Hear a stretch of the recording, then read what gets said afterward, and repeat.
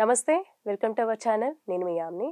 ప్రస్తుతం మనతో ఉన్నారు doctor Nagireddy, endocrinologist. So doctor గారితో మాట్లాడి మనకున్న డౌట్స్ గురించి అడిగి తెలుసుకుందాం. నమస్తే సార్. నమస్తే. సార్, ఇప్పుడు బేసిక్గా చెప్పాలంటే షుగర్ పేషెంట్స్ అంటే డయాబెటీస్ ఉన్న వాళ్ళు ఎలాంటి టెస్టులు చేయించుకుంటే మంచిది? అంటే మనకు వచ్చిందన్న డౌట్ కొంతమంది ఉంటుంది. సో ఎమ్మటే రిజల్ట్ తెలియాలంటే ఎలాంటి టెస్ట్?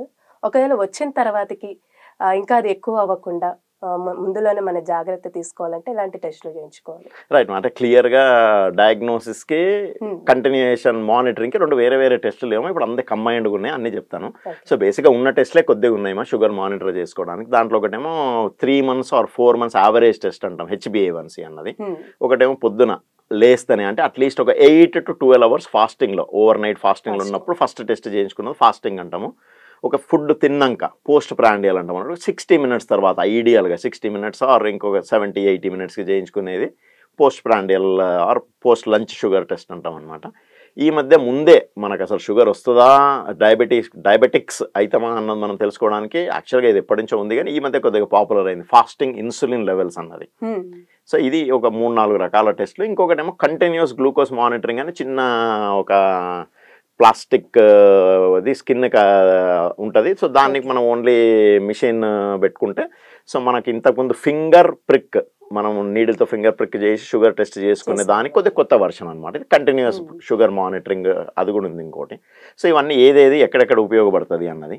సో ఫస్ట్ మన డయాగ్నోసిస్ అనమాట, మనకి ఏమైనా షుగర్ సిమ్టమ్స్ వచ్చినాయి లేకుంటే మనకి ఏమైనా డౌట్ వచ్చింది అన్నప్పుడు ఐదర్ ఫాస్టింగ్ ఒక్కటి చేయించుకున్నా పర్వాలేదు, దాంతో కూడా approximately are full diagnosis HbA1c చేసుకున్నా కానీ తెలుస్తుంది. సో రెండింటిని కొన్నిసార్లు కాంట్రవర్సీ వస్తే మిక్స్ అండ్ మ్యాచ్ చేస్తారనమాట, అప్పుడు మనకు డయాగ్నోస్ అవుతుంది. సో ఒక డయాగ్నోస్ అయిపోయాక మనం కంటిన్యూస్ మానిటరింగ్కి best thing is HbA1c.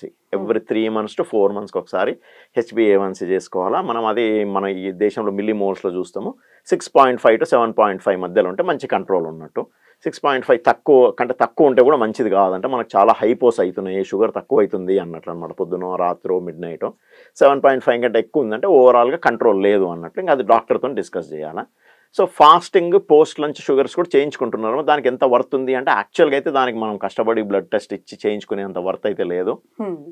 Based on your story and HbA1c doctor recommend చేస్తే ఫాస్టింగ్ పోస్ట్ లంచ్ చేయించుకుంటే దాన్ని యాడ్ చేసి డాక్టర్ ఇంటర్ప్రెట్ చేయొచ్చు. కానీ ఓన్లీ ఒక రోజు ఫాస్టింగ్ పోస్ట్ లంచ్ అంటే చిన్న ఒక ఫోటో లాగా అనమాట, ఫుడ్ కంటే ముందు ఫుడ్ తర్వాత, దానివల్ల ఎక్కువ నాలెడ్జ్ రాదు.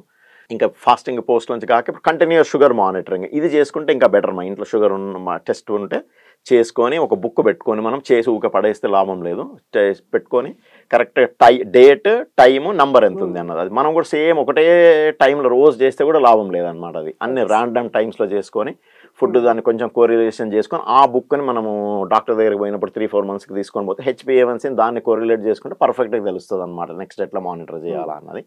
ఇంకోటి కంటిన్యూస్ మానిటరింగ్ అన్నది అదేంటి అంటే మనం దాన్ని ఏమి స్ప్రిక్ చేయాల్సిన పని లేదు, మిషన్లో రికార్డ్ అవుతుంది.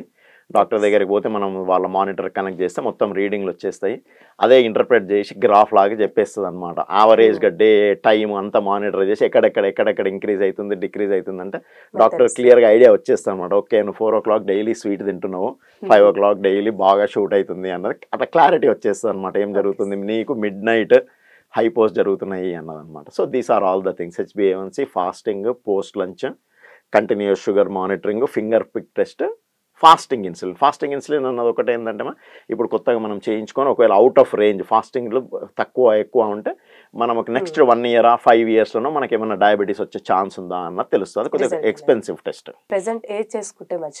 మానిటరింగ్కి HbA1c చేసుకోవాలమ్మా.